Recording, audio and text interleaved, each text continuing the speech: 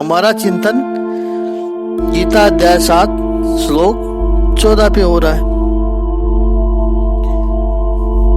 प्रभु कह रहे हैं, इस मोह के कारण लोग मुझे, संसार के लोग नहीं जान पाते, नहीं पहचान पाते।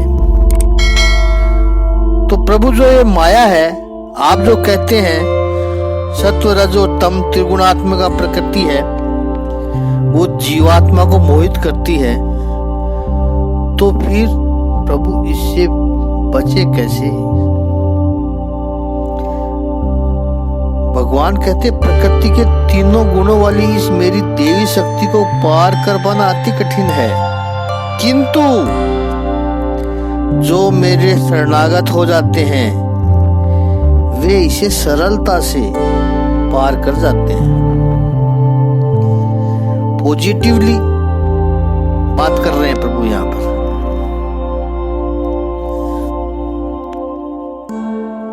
इस पूर्ण पुरुषोत्तम के पास जो पॉजिटिविटी है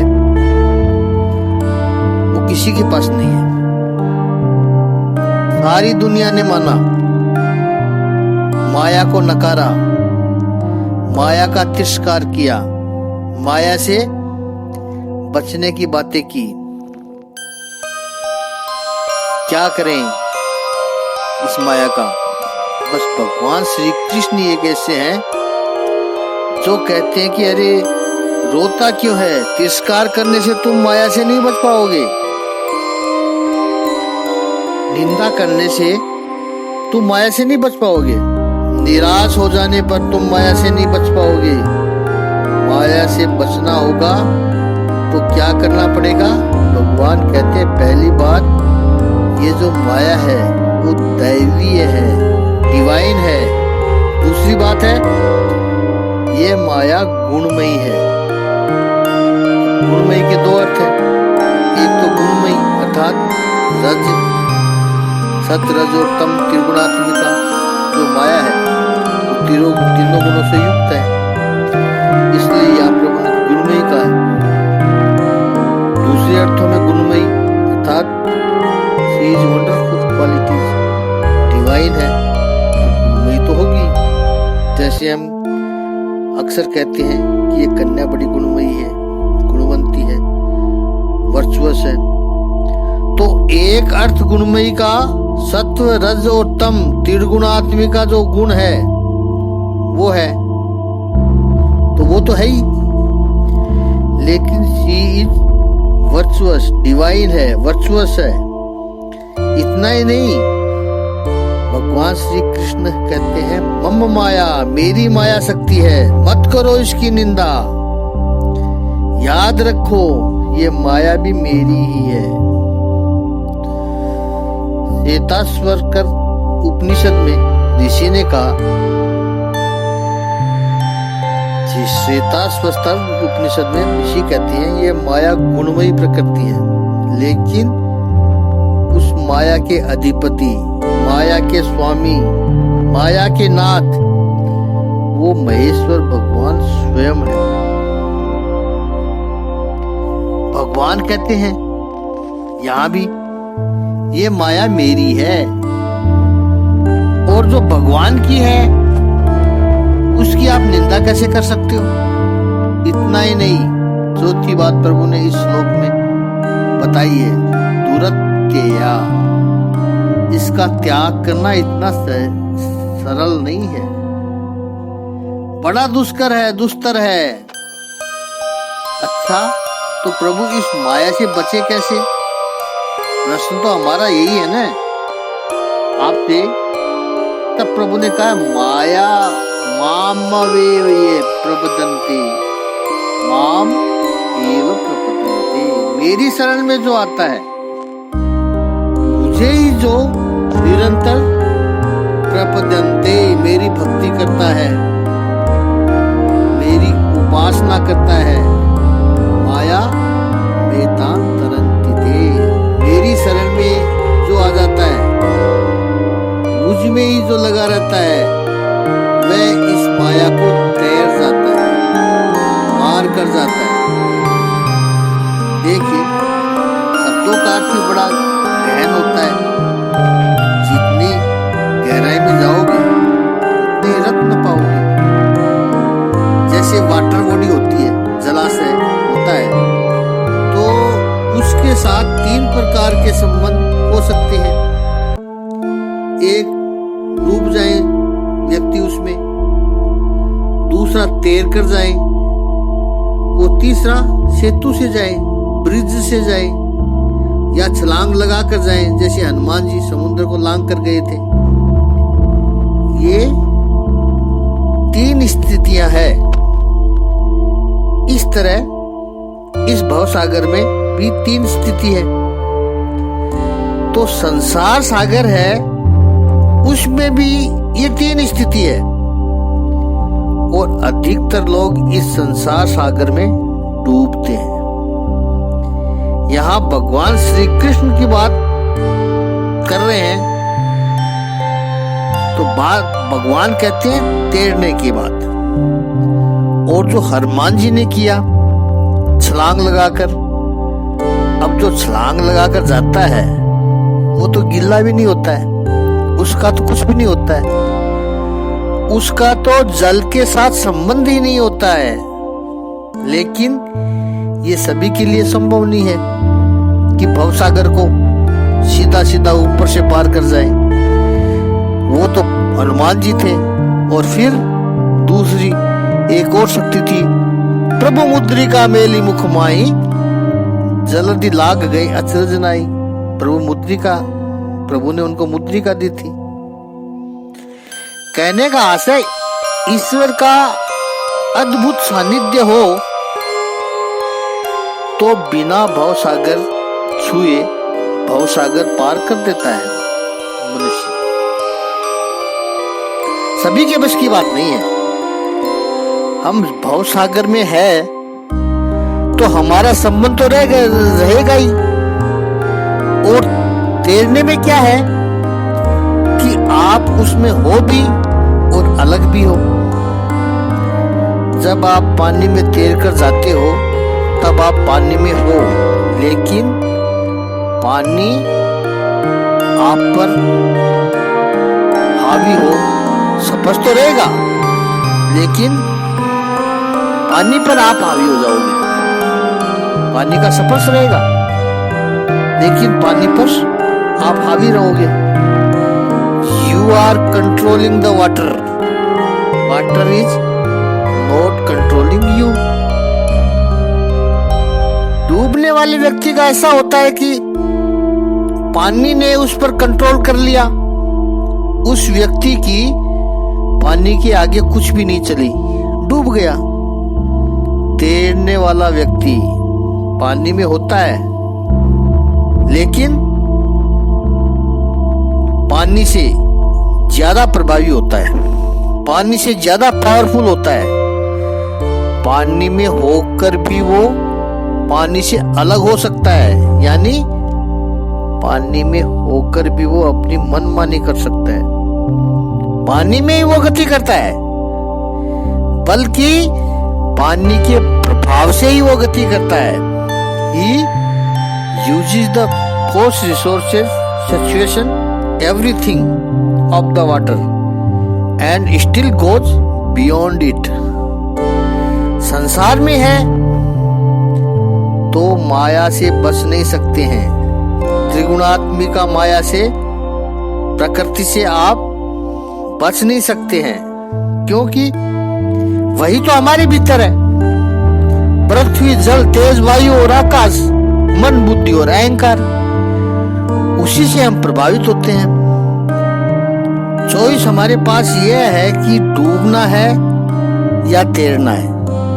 अधिकतर लोग चूंकि परमात्मा की शरण में नहीं आते हैं, प्रभु के चरणों में प्रपन्न नहीं होते हैं, ईश्वर के नहीं बनते हैं, ईश्वर से परिचय नहीं करते हैं, ईश्वर से संबंध नहीं बांधते हैं, इसलिए डूब जाते हैं। और जो परमात्मा की शरण में आते हैं, परमात्मा के चरणों में आते हैं, परमात्मा के प्रपन्न बनते हैं, परमात्मा का आश्रय स्वीकार करते हैं, शरणागत होते हैं, वे इस माया के समुद्र को तैर कर पार कर जाते हैं। तो दो बात इस श्लोक में प्रभु ने कही। पहले तो माया की निंदा मत करो, माया के गुणों को पहचानो। जैसे पानी की निंदा करने से आप पानी से बच नहीं सकते हैं। पानी में तैरना कैसे है वो सीख जाओ। इस किनारे पर खड़े खड़े यानी कि निंदा करोगे, एक किनारे पर खड़े खड़े आप, कैसा पानी है, बहता है, इतना तेज बह रहा है, ठंडा है, इतना वेग से जा रहा है, डूब जाएंगे, ऐसा सोचने से, ऐसा करने से आप सामने वाले किनारे पर कभी भी नहीं पहुंच सकते। भवसागर में आए हो तो कूदो एक बार, बहना पड़ेगा थोड़ा, लेकिन तैरना सीख जाओ। लेकिन तैरना कैसे है? जैसे स्विमिंग सीखते हैं तो फ्लोट लगा रहता है, प्रभु का स्पर्श, प्रभु का संबंध, यही फ्लोट है। जो तैरते वक्त जो रिंग होती है, लाइफ जैकेट बोलते हैं जिसको, लगी रहती है, वो लाइफ जैकेट परमात्मा है।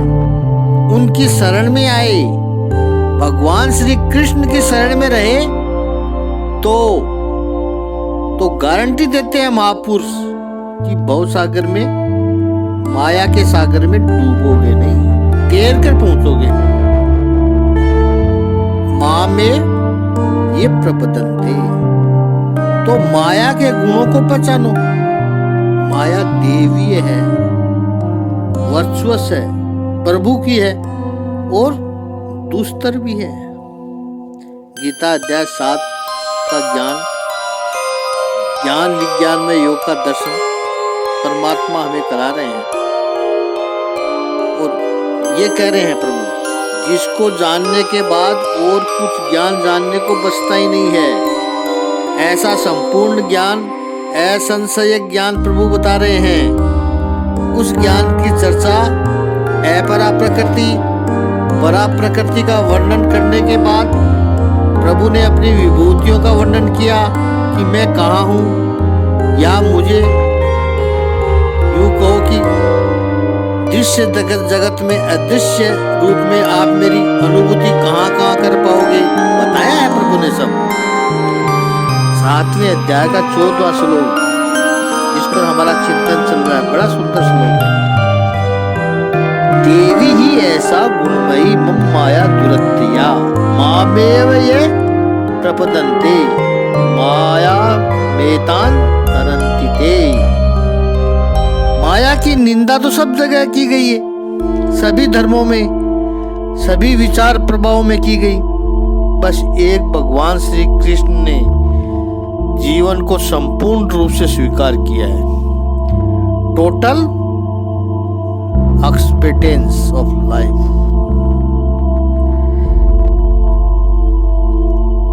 तो भला प्रभु माया को भी अस्वीकार कैसे कर सकते हैं?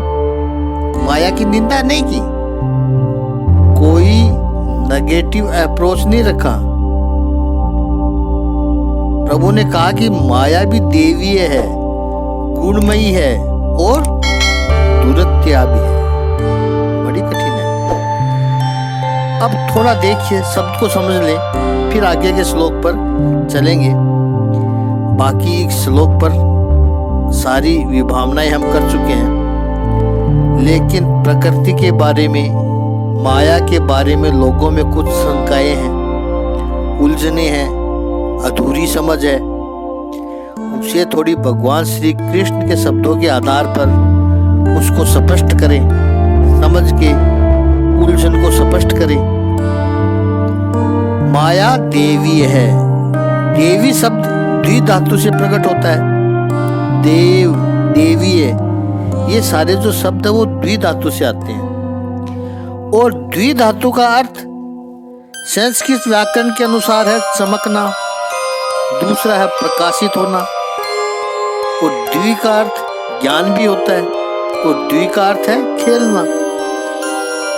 जिसकी वजह से पूरी सृष्टि चमक रही है वो माया है।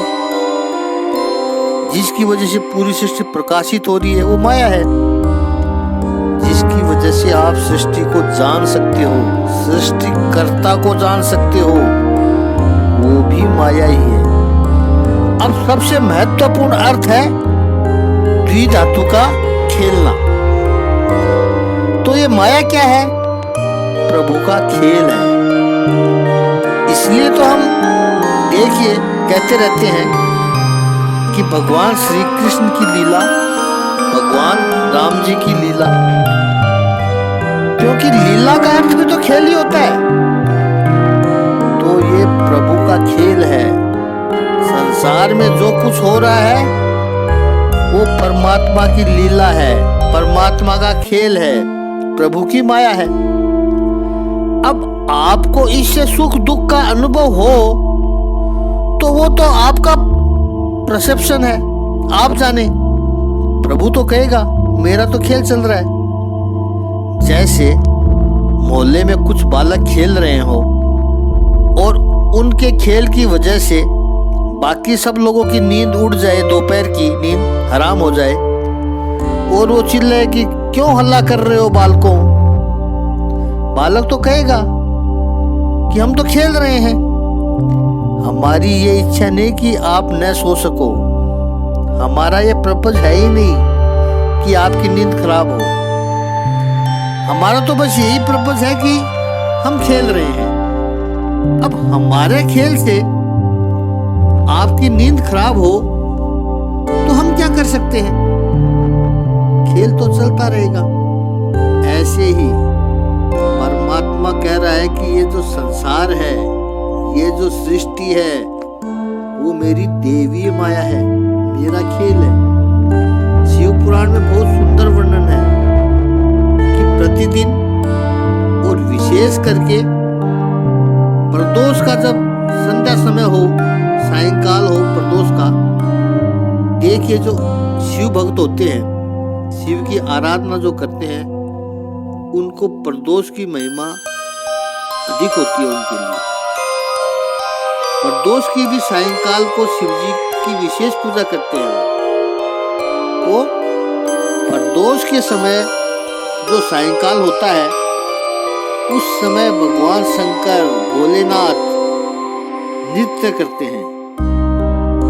अब स्वाभाविक है प्रभु नृत्य करेंगे तो प्रभु के हाथ पैर हिलेंगे और प्रभु जब एकदम मग्न अवस्था में आ जाते हैं, नृत्य करते हैं और नृत्य करते वक्त और उनका हाथ ऊपर जाता है तो मानो ब्रह्मांड फटने लगता है।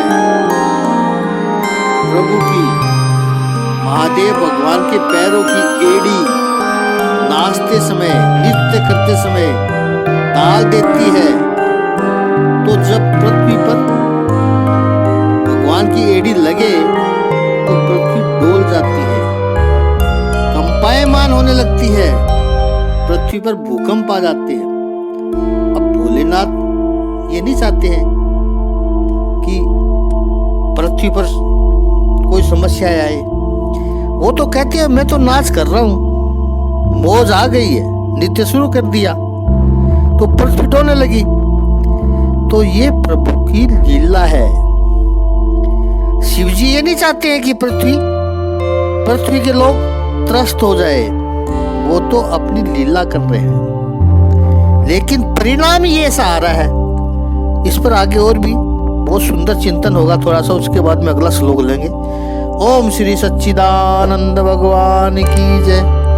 ओम श्री आनंद कंद भगवान की जय।